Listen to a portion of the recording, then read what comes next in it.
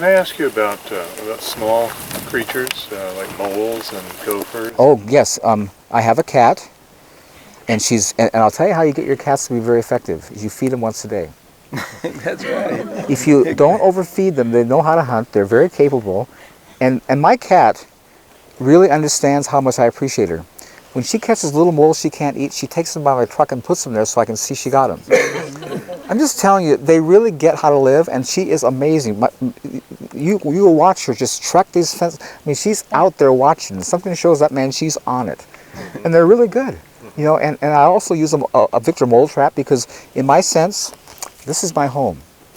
And I was created to have dominion over this place. And it's my responsibility to care for this. And the mole shows up, he's a trespasser and he's damaging my property. And he's out of here. And if my cat doesn't get him, I will, because he's not welcome here. He's trespassed. And so I eliminate them. I have no use for them.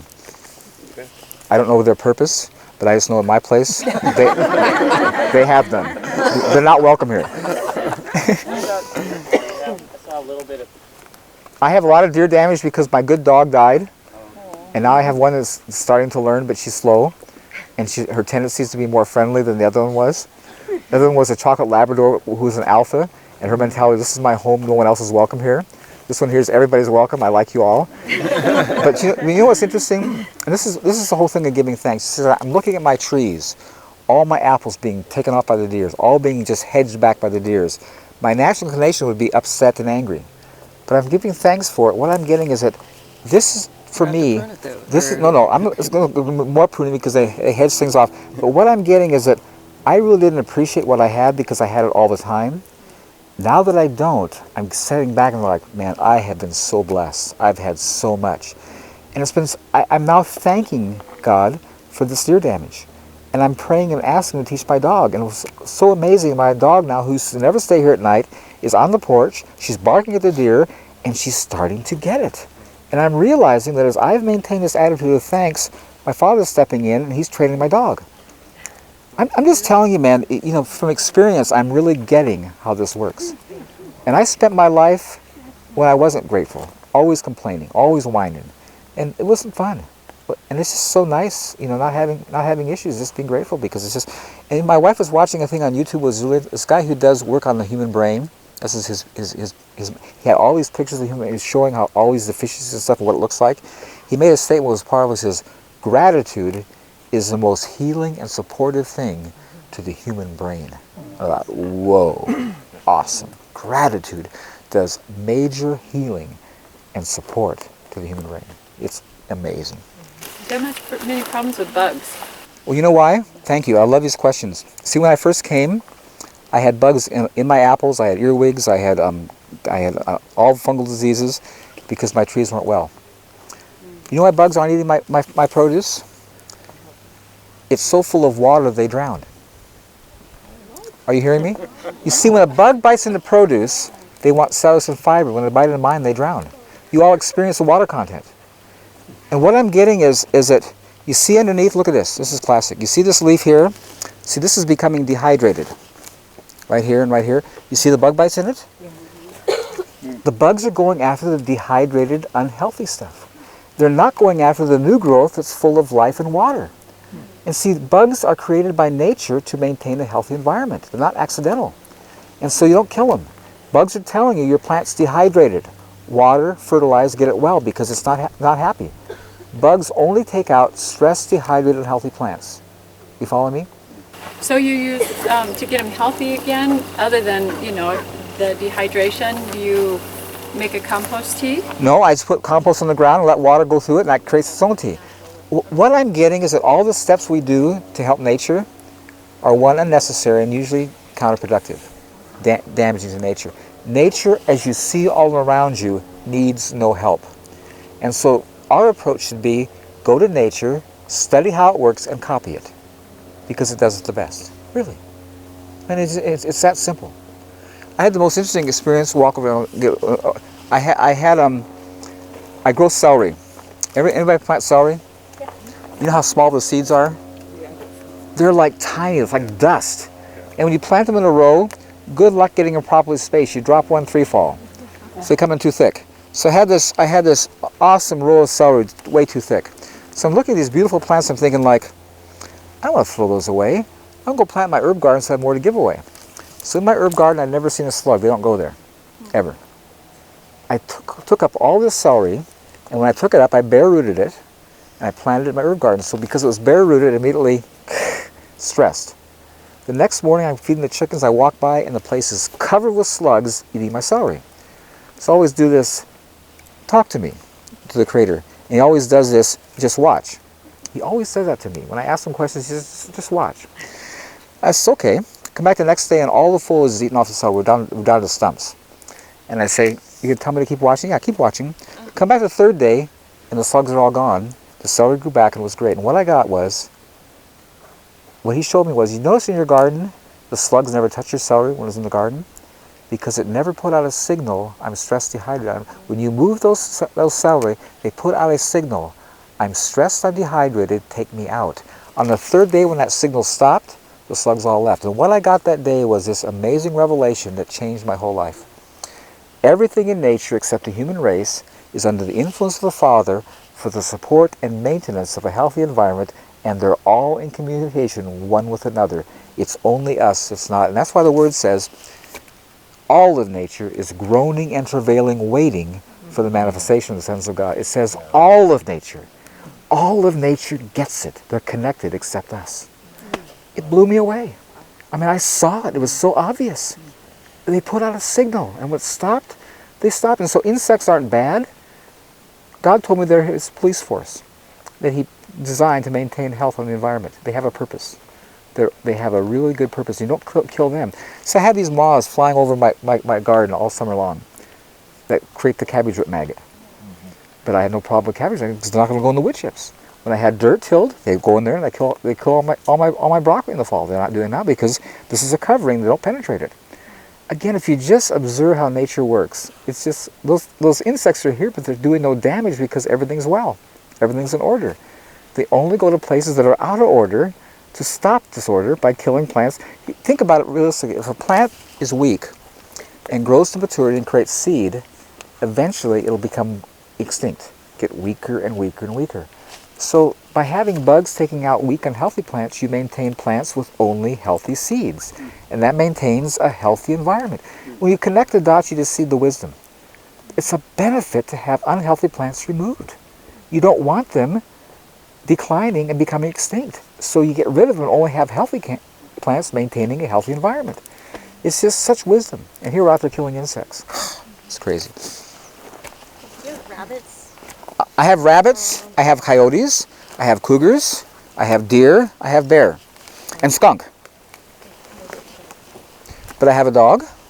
And I also have something here in the spirit that's, if you guys notice when you came to my property, if you're paying attention right now, you're surrounded by an incredible sense of peace. It's all over this place. I'm just telling you, that's presence.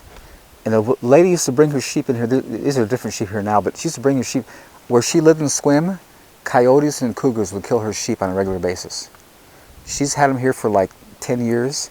Never. There's coyotes, you can hear them at night. Cougars all around here. They never come and hurt my sheep because there's a presence here, which is very significant. And I just feel so blessed. I mean, what a privilege, to live in that kind of environment where those coyotes could jump this fence easy, no problem. Oh, yeah. And you'll hear them out here at night, just going for it. But my sheep are totally safe because I have an awesome presence. Yay, God. Are these strawberries under your tree? Yeah, and if you look at those compared to those over there, they're quite a bit bigger, and they're under my tree. Those are in full sun, and the soil is the same. So ask the Creator, because it didn't make sense to me, because I'm told they grow better in full sun. And he told me it was powerful. You see that tree there, but in this kind of environment, have roots coming out way out here. It has a very huge root system that's taking in far more mineral content than it can consume. And so it has to displace the excess out through its foliage. And that strawberry underneath is being fed from the ground and the top. So it's getting an input of nutrients that things out in the open don't have. You're going to see when you walk in the orchard here, you're going to blow your mind at my squash that are just thriving everywhere with no water because they're getting all the input from the trees. So I'm telling people, the first thing you want to do to a vegetable garden is plant fruit trees. The first thing. because your garden will do so superior having trees around it than not.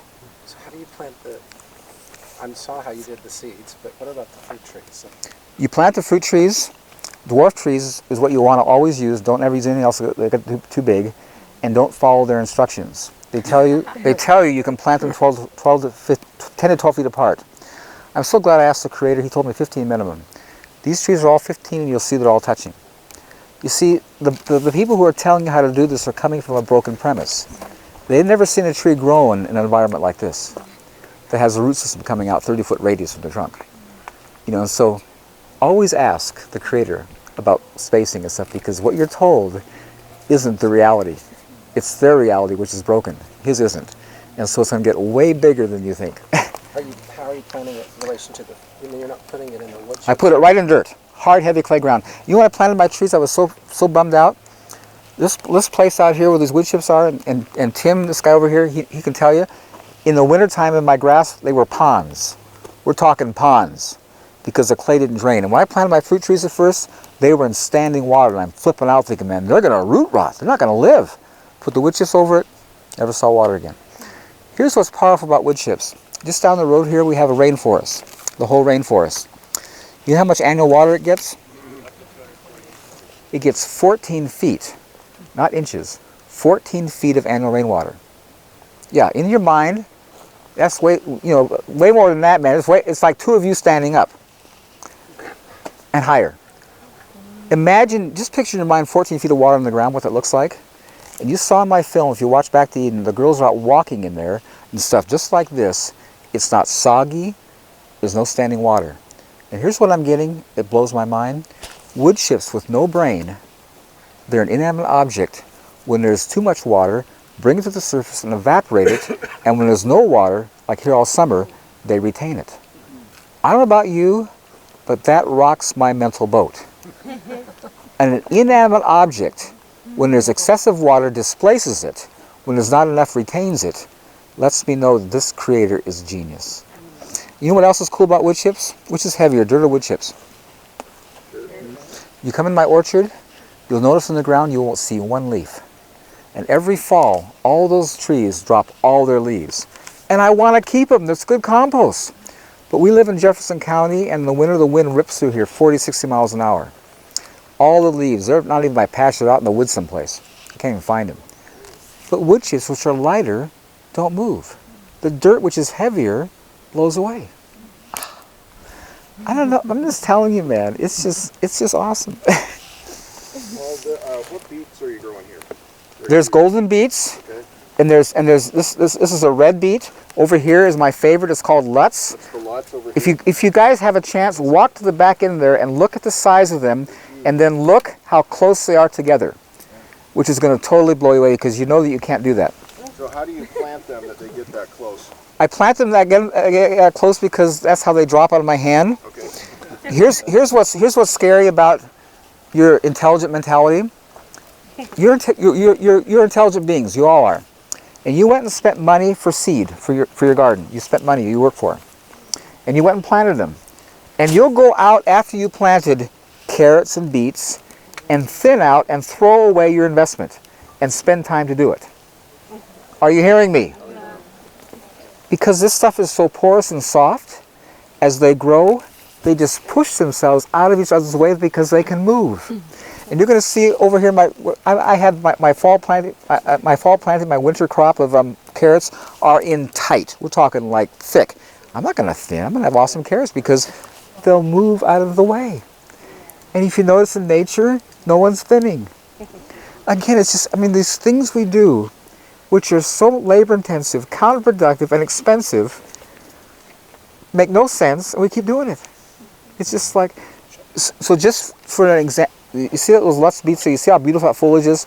Somebody who likes greens, go over there and sample that, the foliage. I mean, the greens are delicious. Go down to a stem and just eat it and just see how good it is. It's really delicious. Do you hand water the carrots in the fall that you put the fresh seeds? No, I water my seed when I plant after April or May when it stops raining.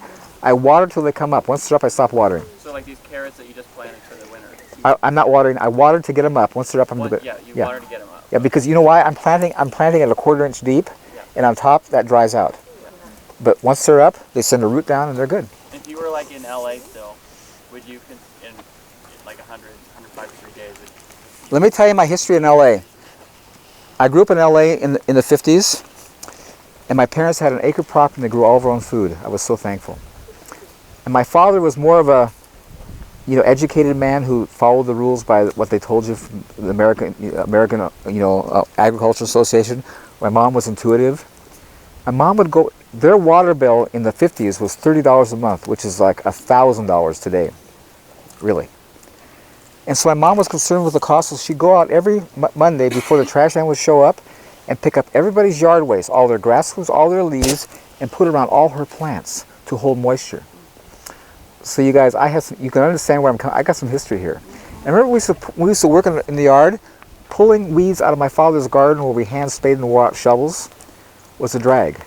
Pulling weeds out of my mom's garden was a pleasure. They came out easy, the ground's soft underneath, it's damp, and I had this input in me that when I went out to the forest, connected the dots, and I realized, man, my mom got this. She understood how to do it, and it just connected. So covering has such an advantage for water retention, for soil, build up, and just constantly feeding the plants. It's just so awesome how it works. Oh, do you ever let your land rest? I'm so glad you asked. That was powerful. See in the owner's manual, the people who were under the fall, who were tilling, were told to let their ground rest every 7 years. Just every 7 years, give it a break because it needs help because you've been stressing it. So I asked the Creator, how can I do this? I mean, do I go out and pick all my apples off? How do I stop growth to take this break every 7 years? And he just smiled at me. He says, if you notice in my garden, it doesn't take a rest every 7 years. It's resting all the time. It's always at rest. That was written to people who are under the fall, who are doing things negatively to the ground. But in my environment, there's no rest, and there's nobody's resting because it's always resting. So mine's in an eternal state of rest. It's never stressed. There's nothing to let it rest from because there's no work. So it's always resting. So is this one going to seed? Yeah. Is this what we're looking at? And so how close and what would you do? Well, most of this I'm going to give to my chickens for food because I got so much everywhere else, so this is all chicken food.